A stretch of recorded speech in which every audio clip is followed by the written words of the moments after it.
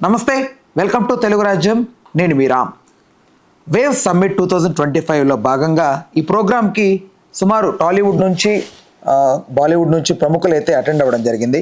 అయితే ప్రధానంగా ఈ సమ్మిట్లో పాల్గొన్నటువంటి బన్నీ ఒక మాట మాట్లాడడం జరిగింది. ఫ్యాన్స్ అందరూ ఎప్పుడెప్పుడు ఈ మాట చెప్తాడా అని వెయిట్ చేసి వచ్చారు. అది మెగాస్టార్ గురించి. నా జీవితం ఈరోజు ఇలా ఉందంటే దానికి కారణం one of the inspiration megastar గారు అని ఆయన సంబోధించడం జరిగింది. చాలామంది మెగాస్టార్ ఫ్యాన్స్ ఇప్పుడు సంబరాలు చేసుకుంటున్నారు. అయితే ఇక్కడ ఇంకొక కీలకమైన విషయం ఏంటంటే, ఇదివరకు గతంలో మెగా వర్సెస్ అల్లుగా ఉన్నది ఇప్పుడు సద్దుమణిగింది అని అనుకోవచ్చా అనే అంశం గురించి సినీ మరియు రాజకీయ విశ్లేషకులు దాసి విజ్ఞాన్ గారిని అడిగి తెలుసుకుందాం. నమస్తే. నమస్తే. గతం నుంచి చూస్తున్నాం ఎన్నో గొడవలు ఉన్నాయన్నట్లుగా వార్తలు వచ్చాయి. ఇప్పుడు బన్నీ ఆఫ్టర్ పుష్ప ఇలా మాట్లాడడం జరిగింది. ఓకే, ఇప్పుడు సర్దుమణిగినట్టునేనా? ఈ మధ్యకాలంలో చిరంజీవి గారు కూడా మాట్లాడుతూ అక్కడక్కడ బన్నీని పోక్ చేశాడని కూడా కొన్ని వార్తలు వచ్చాయి. అంటే ఎంత ఎదిగినా ఒదిగి ఉండాలి, కొంచెం క్యారెక్టర్ ఇంపార్టెంట్, ఇలాంటివన్నీ బన్నీని టార్గెట్ చేశారని కొంతమంది రాశారు. దీని మీద మీ అభిప్రాయం ఏంటి? సో బేసిక్గా వర్సెస్ ఉంది అని అన్నావు కదా, ఇప్పటి వరకు ఎప్పుడైనా వీళ్ళకి అంటే నాకు పడదు, వీళ్ళలో అది వీళ్ళు ఇదని ఎప్పుడైనా చిరంజీవి గారినైనా, రామ్ చరణ్ అయినా, పవన్ కళ్యాణ్ గారినైనా, ఈవెన్ నిహారికనైనా, లేకపోతే వరుణ్ తేజ్ అయినా బన్నీ పోక్ చేసిన అంశం ఎక్కడైనా చూసావా? ఎక్కడా లేదు. అడవులను ఒకప్పుడెప్పుడు హీరోలు కాపాడుతారు, తర్వాత ఈ మధ్య హీరోలు నరికేస్తున్నారు అని చెప్పేసి పవన్ కళ్యాణ్ గారు అన్నారు. దాన్ని ఈయనను ఉద్దేశించి అన్నట్టుగా వీళ్ళు ఫీల్ అయ్యారు, అఫ్ కోర్స్. బట్ ఒక అంశం అట్నుంచి వచ్చింది. మనోడు కాదు పగోడు అని ఇంకొక ఆయన అంటున్నాడు. బట్ ఈయన ఎప్పుడు ఎవరిని ఏమనలా. మీకు అర్థమైందా? తర్వాత కూడా ఎదిగినా ఒదిగి ఉండాలి, ఒదిగినా ఎదిగి ఉండాలి, ఇలాంటివన్నీ కూడా ఇటు వేశారు. బట్ ఈయన ఎప్పుడు అలా మాట్లాడాల. ఈయన మైండ్లో ఒకటి ఉంది. ఏంటది? అఫ్కోర్స్ చిన్నప్పటి నుంచి మా సినిమా కుటుంబం, మా కుటుంబంలో ఒక ఆయన్ని మొత్తం రాష్ట్రం అంతా అభిమానిస్తుంది. ఆయన డ్యాన్స్ని ఇష్టపడుతుంది, ఆయన యాక్టింగ్ ఇష్టపడి, ఆయనను చూసి ఈయన కూడా అలాగే ఎదగాలనుకున్నాడు, ఎదిగాడు. తనంటే ఇన్స్పిరేషన్ అని కూడా చెప్పాడు. ఎప్పుడూ చెబుతాడు, ఇప్పుడు చెప్పాడు, ప్రతిసారి చెప్తాడు, ఇప్పుడు చెప్పాడు, గతంలో కూడా చాలా సందర్భాల్లోనూ చెప్పాడు, ఇప్పుడు అదే చెప్పాడు. ఇలా కొత్తదనం ఏముంది?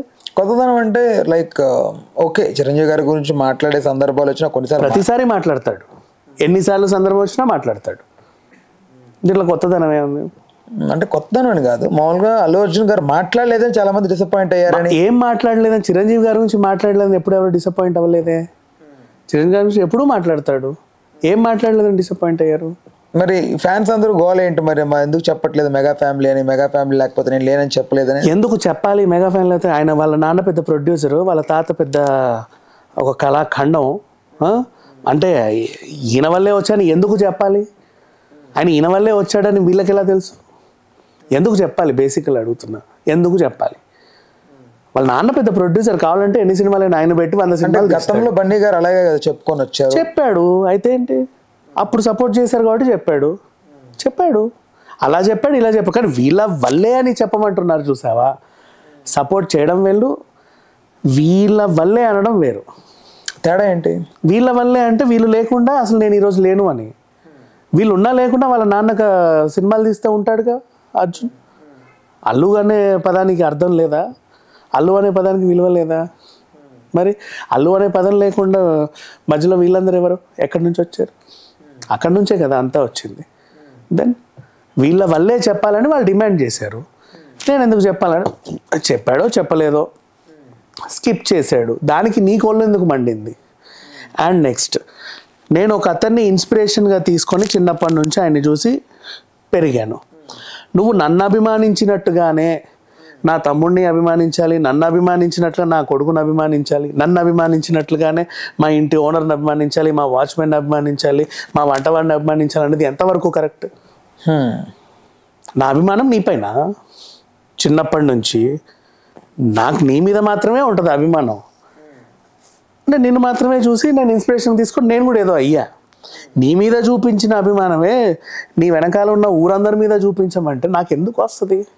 చూపించకపోతే నా మీద నువ్వు రక్కేస్తే అది ప్రాబ్లం ఎవరిది?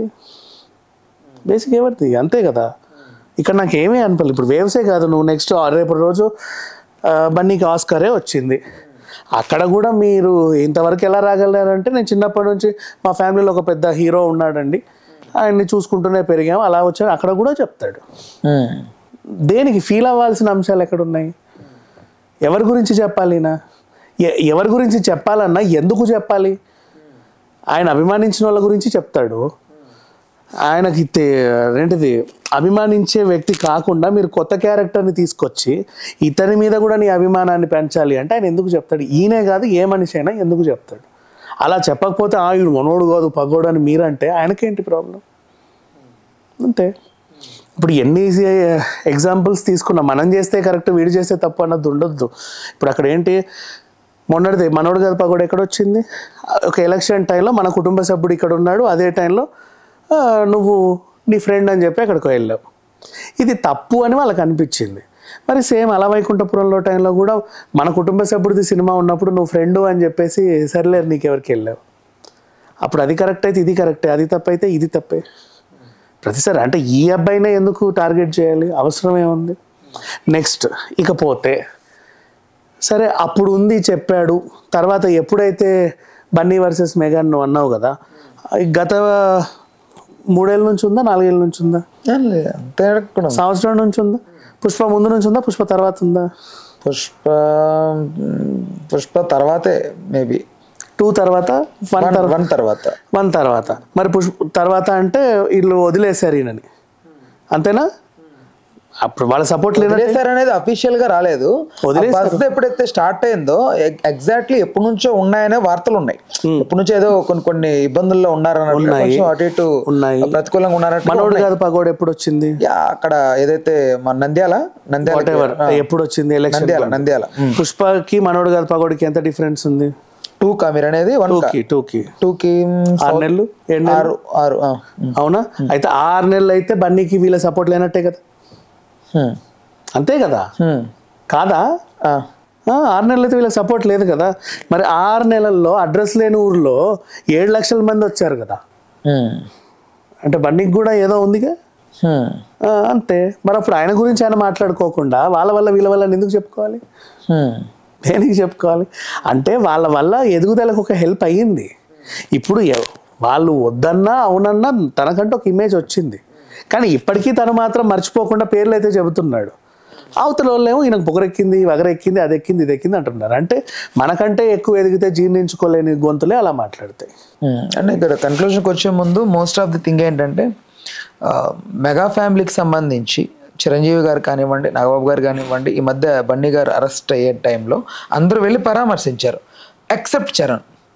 అంటే అసలు గొడవ మెగా వర్సెస్ అల్లు అనే గొడవ స్టార్ట్ అయింది బన్నీ వర్సెస్ చరణ్ నుంచా అనే క్వశ్చన్ రైజ్ అవుతుంది జనాల్లో. ఎందుకంటే అందరూ వెళ్ళి కలుస్తున్నారు, అందరూ అంతా బాగానే ఉన్నట్టు కనిపిస్తోంది.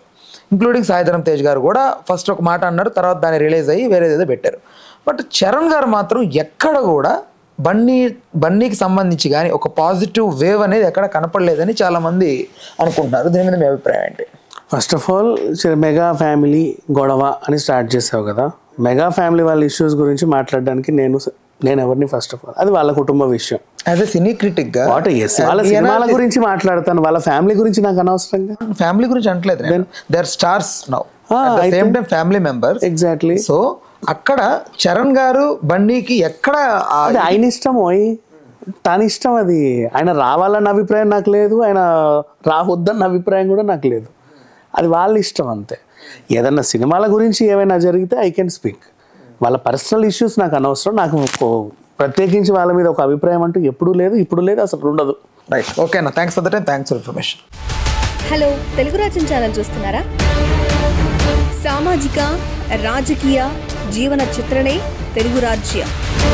అతిశయోక్తులు అసత్యాలు ఉండవు. రాజకీయ కోణం కాదు, ప్రజా కోణమే కొలబద్ద. తెలుగు రాజ్యం వీక్షణ మీ ఉత్తమ అభిరుచికి నిదర్శనం.